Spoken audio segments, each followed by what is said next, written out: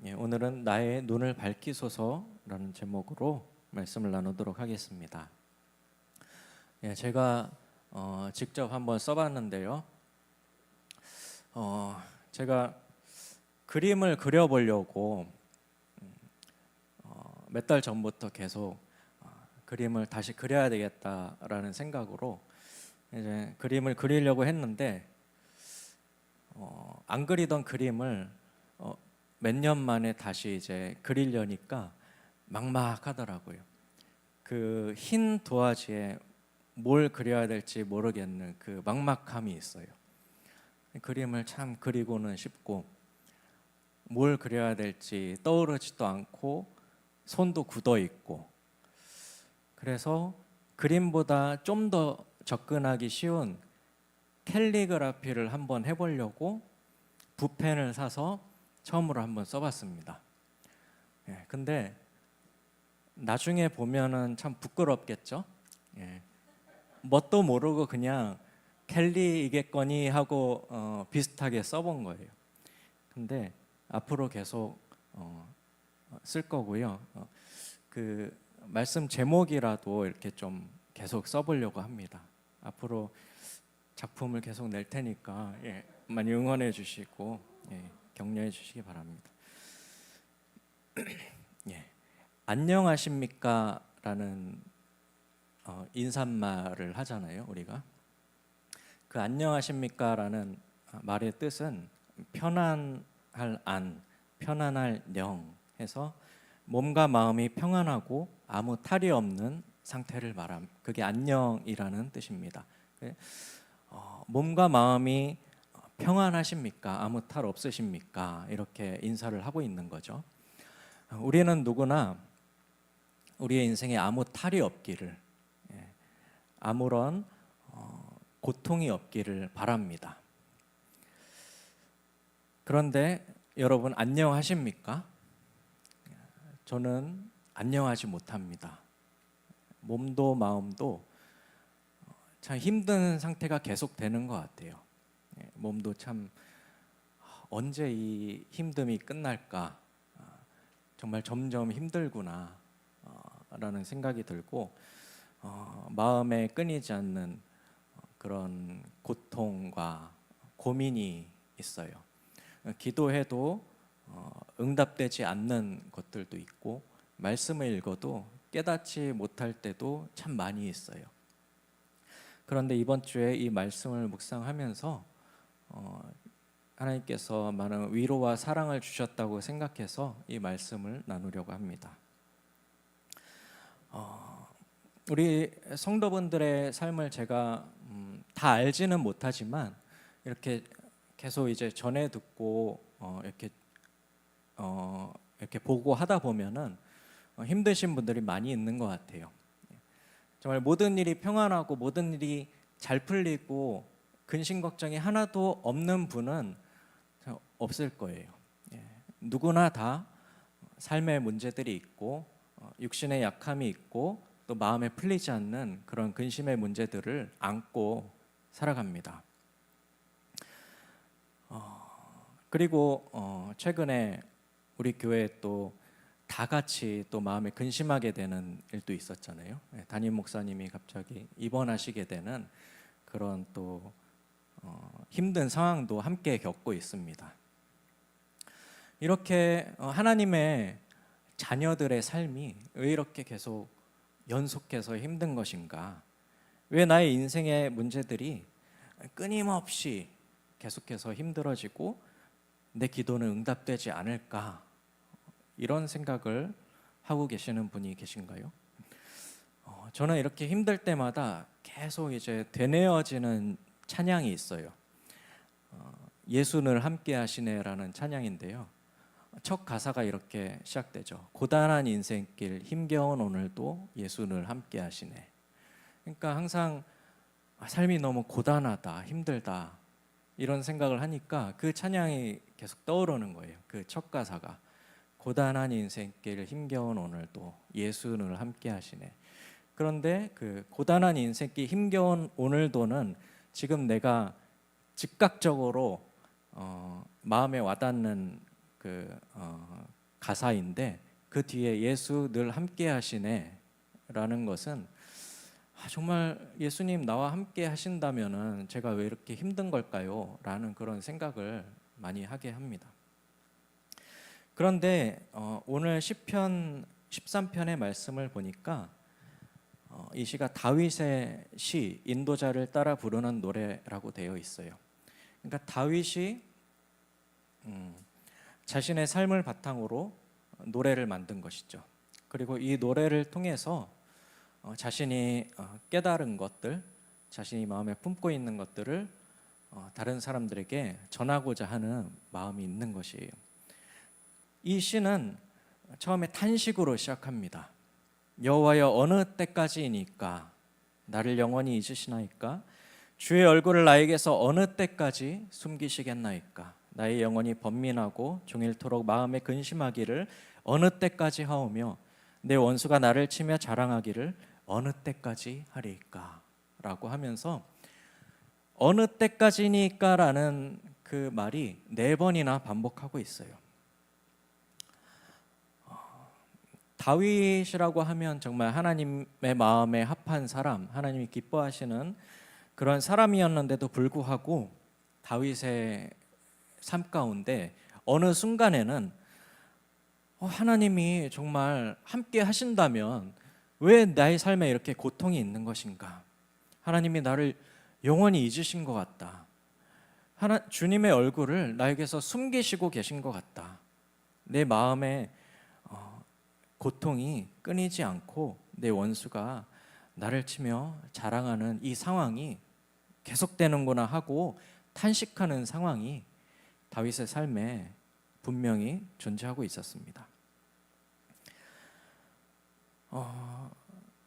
다윗이 이 시를 언제 썼을까? 또 어느 상황을 생각하면서 썼을까? 생각해 봤을 때 제가 생각하기에는 다윗이 모든 그 고난의 상황이 지나가고 이 지식, 하나님의 지혜와 지식을 알게 되었을 때 그것을 전하고자 하는 마음으로 썼을 것이라고 생각을 해요. 다윗의 삶에 큰 어려움들이 많이 있었죠. 첫째로는 왕으로 기름 부음 받은 후에도 그 당시 왕이었던 사울에게 쫓겨서 도망자 신세가 되었고, 두 번째로는 자기 아들 압살롬에게 쫓겨서 또 도망가는 신세가 되었습니다. 그뿐만 아니라 자신의 죄악과 허물로 인하여서 겪게 된 어려움들도 있었죠.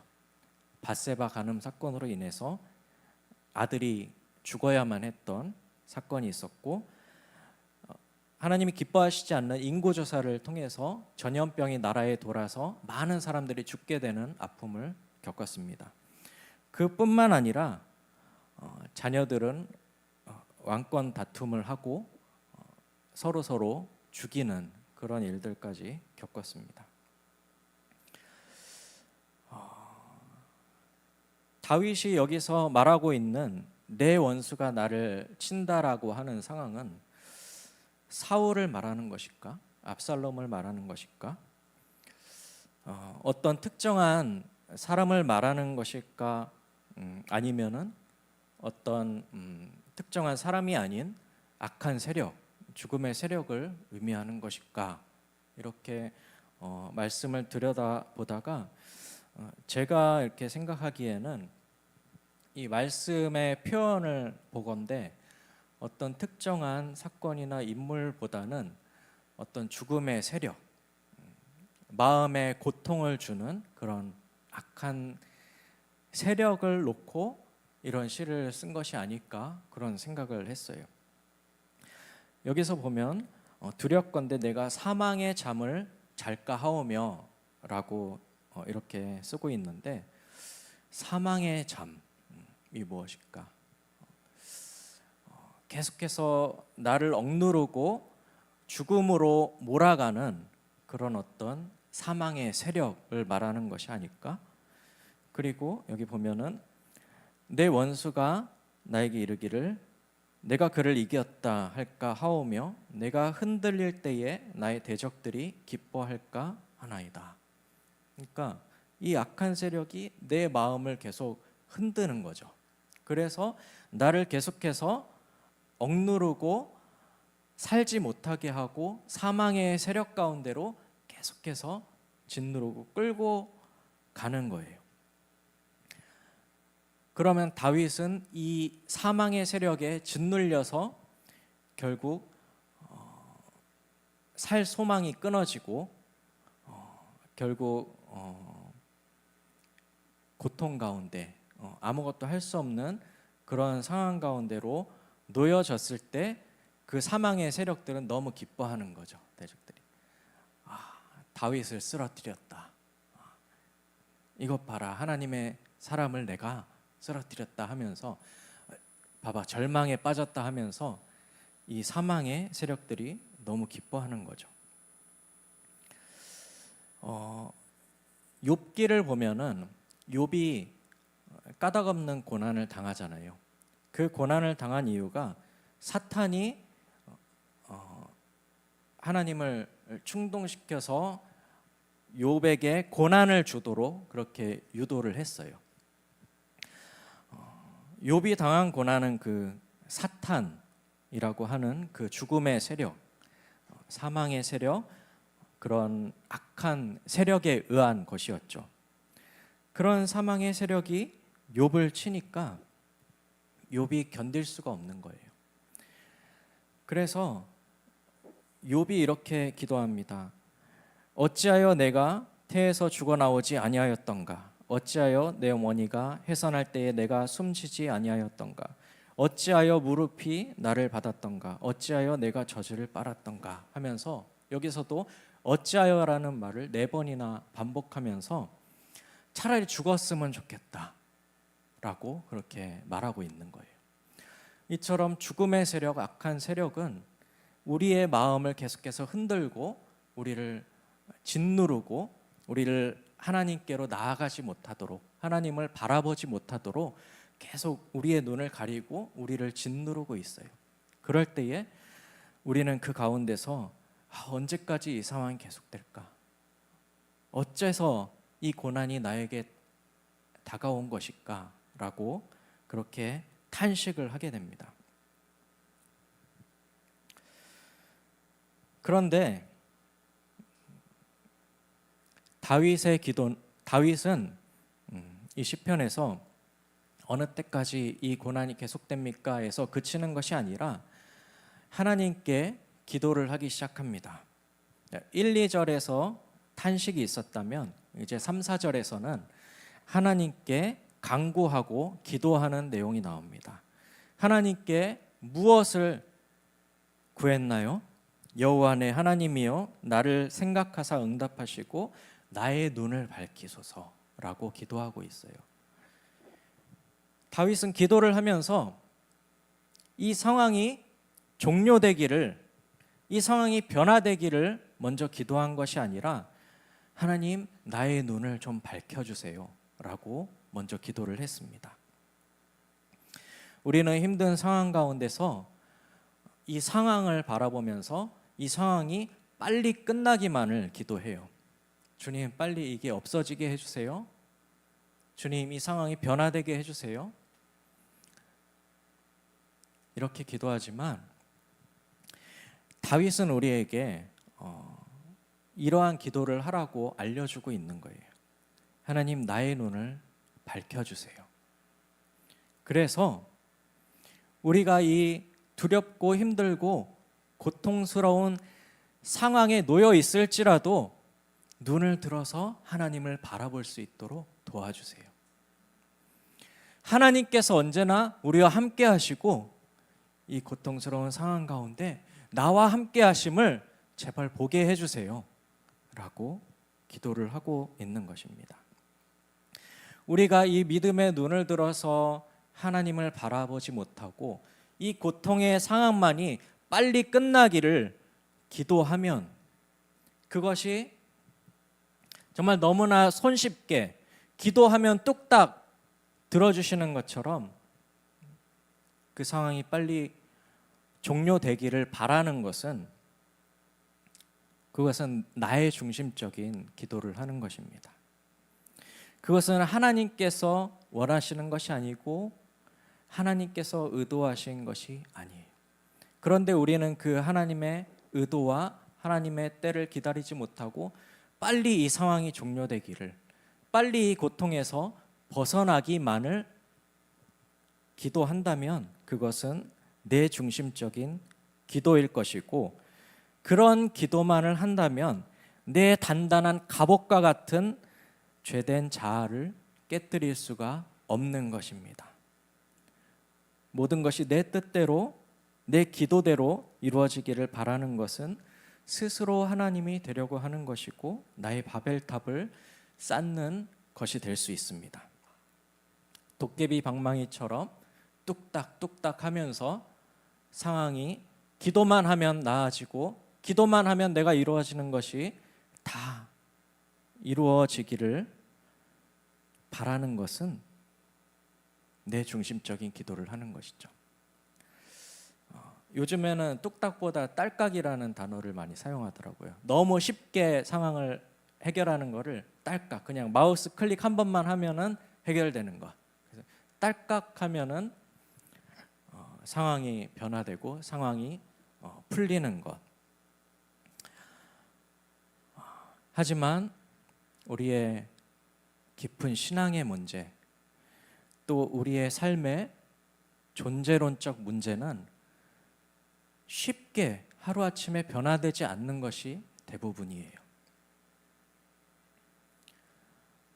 때로는 몇 년이 걸리고 때로는 정말 언제 끝날지 모르는 그런 불확실성 가운데서 우리는 하나님께 기도하는 것이죠. 이 고통의 상황 가운데서 주님께서 나의 눈을 밝히셔서 이 고통의 상황을 다르게 볼 수 있는 것이 바로 하나님의 뜻이고 그것이 하나님의 의도라고 하는 것입니다. 욥이 까닭없는 고난을 당했을 때 하나님께 욥이 계속 탄식하면서 기도를 하죠. 하나님, 저는 죄가 없는 것 같은데, 저는 아무 잘못한 게 없는 것 같은데 왜 나에게 이런 상황이 일어나는 것일까요? 이 고난은 언제 끝나는 것일까요? 라고 기도했을 때 하나님께서 바로 응답하지 않으시고, 욥기가 굉장히 길잖아요. 그 긴 그 시간 동안 그 세 친구들과 긴 논쟁을 하게 됩니다. 그 논쟁 가운데서 계속해서 욥은 고통 가운데 있는 것이고 그 친구들의 말 때문에 더욱더 깊은 상처 가운데로 빠져들어가죠. 그런데 욥이 참지 못해서 자신의 의를 변명하고 자신의 의를 주장할 때에 정말 그 터져나오는 그 기도 가운데 하나님께서 나타나셔서 욥에게 응답해 주시죠.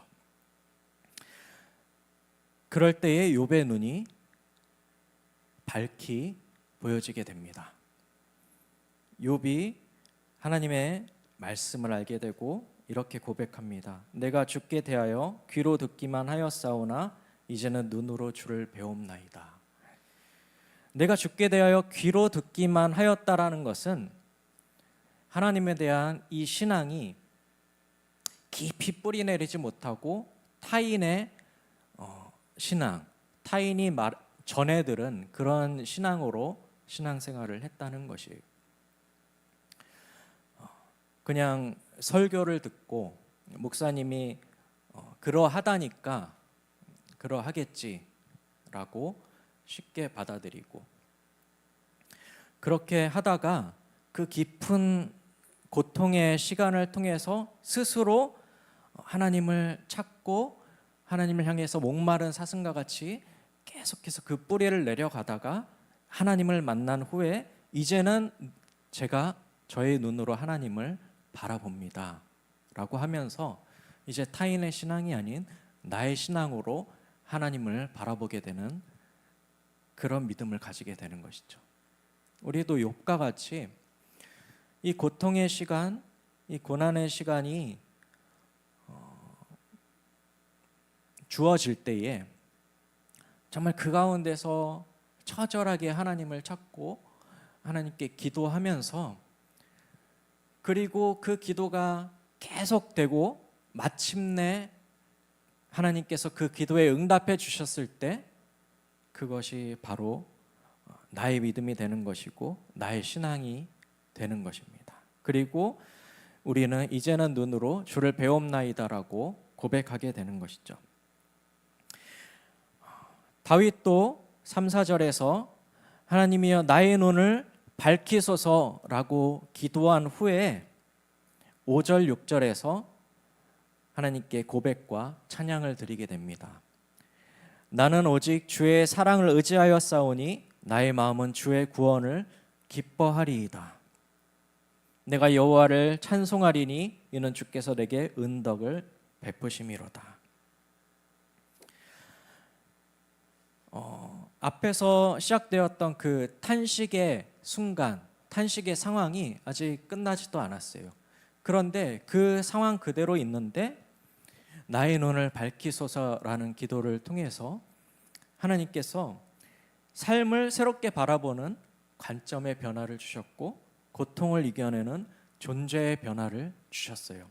그리고 그 상황은 그대로 있을지라도 그 상황을 다르게 바라보고 그 상황을 이겨낼 수 있는 힘이 주어졌을 때 다윗은 나의 마음은 주의 구원을 기뻐합니다. 내가 여호와를 찬송합니다. 라고 고백하면서 하나님을 찬송할 수 있게 되었습니다.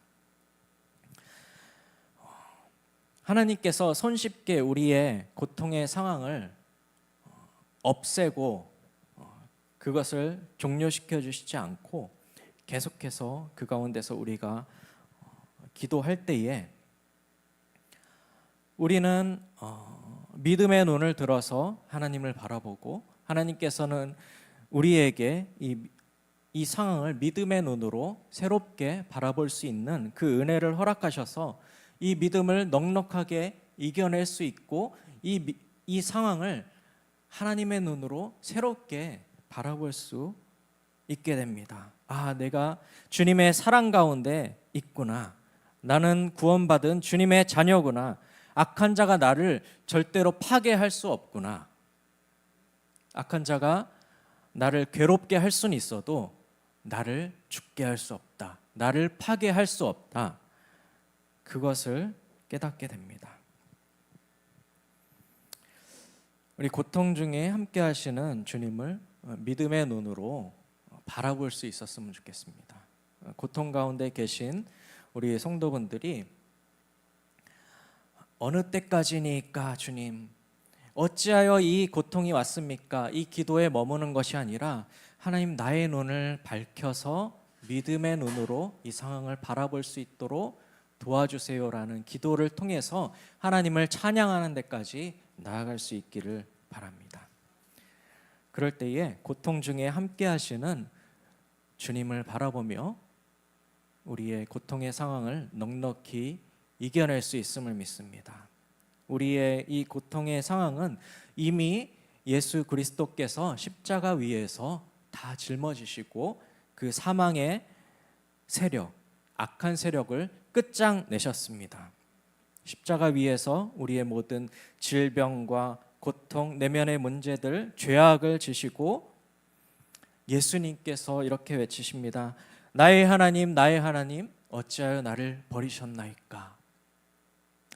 다윗의 여호와여 어느 때까지니까라는 그 고통의 절규, 또 욥의 어찌하여 내가 태에서 죽어나오지 아니하였던가라는 그 고통의 외침과 같이 그 모든 고통을 짊어지시고 예수님께서 어찌하여 나를 버리셨나이까? 라고 하면서 이미 우리의 모든 고통을 짊어지시고 그 문제를 십자가 위에서 끝장내셨습니다. 우리는 믿음의 눈으로 그 예수님을 바라보기 원합니다. 그리고 이 고통의 삶을 새롭게 바라볼 수 있는 시각을 얻기 원하고 고통을 넉넉히 이겨낼 수 있는 우리의 존재의 변화가 있기를 원합니다.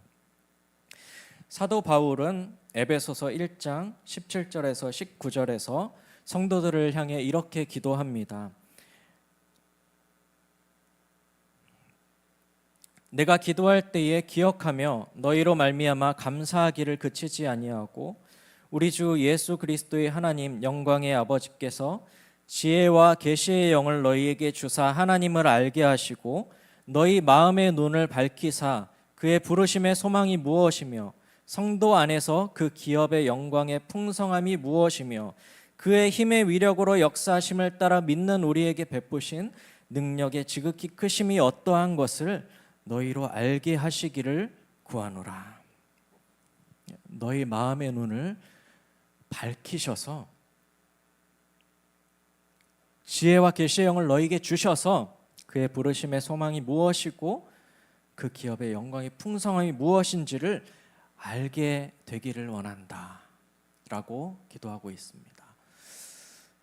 저도 이 말씀을 묵상하면서 나를 괴롭게 하고 고통 가운데 던져놓고 나를 계속해서 사망의 그 음침한 골짜기로 나를 짓누르는 사망의 세력에 대해서 믿음으로 고백하고 대적하고 나는 주님의 사랑 가운데 있다.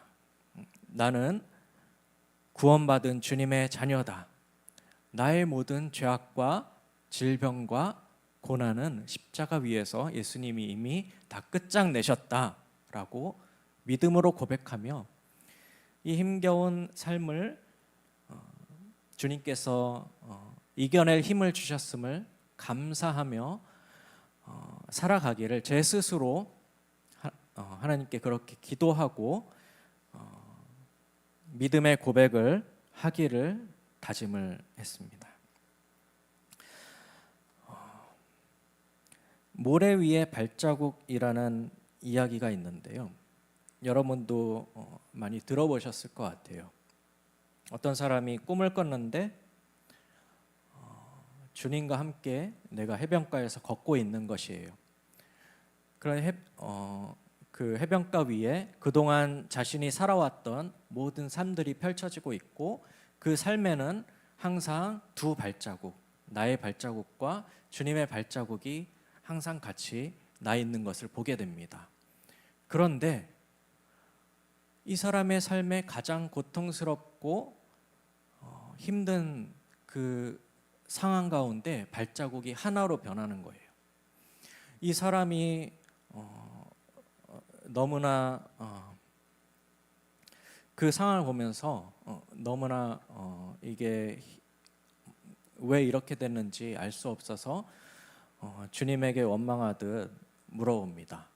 주님, 왜 제가 고통의 상황이 있을 때 주님은 저를 떠나셨나요? 왜 발자국이 하나밖에 없습니까? 라고 물어봤을 때 주님께서 이렇게 대답을 하셨죠. 그것은 그 고통의 순간에 네가 그 길을 걸어갈 수 없을 그 순간에 내가 너를 안고 걸어갔기 때문이다 라고 말씀을 하셨습니다. 예수님께서는 우리의 이 고통의 상황에 결코 우리를 혼자 버려두지 아니하시고 우리와 항상 함께 하십니다. 공중에 나는 새를 보라, 들의 들풀을 보라. 그 미물조차 하나님께서 아끼시는데 하나님의 자녀인 너희를 아끼지 않으시겠냐? 너희를 고통 중에 그냥 버려두시겠느냐라고 말씀하신 그 예수님의 말씀처럼 우리가 믿음의 눈으로 하나님을 바라보고 이 고난을 통과해서 하나님의 사랑, 여기 5절에 보면 나는 주의 사랑을 의지하여 싸우니라고 하는데 여기에 쓰여진 사랑에 해당되는 히브리어가 헤세드입니다. 주님의 인자, 주님의 긍휼로도 해석될 수 있는 그 헤세드를 의지하여 싸우니 나의 마음은 주님의 구원을 기뻐하리이다. 그런 헤세드, 하나님의 은총과 구원을 경험하여 알게 되고 그것을 넘어서 하나님을 찬양하고 복음을 전할 수 있는 그런 삶으로 나아가는 우리가 될 수 있기를 기도합니다. 우리 함께 찬양하고 기도하겠습니다.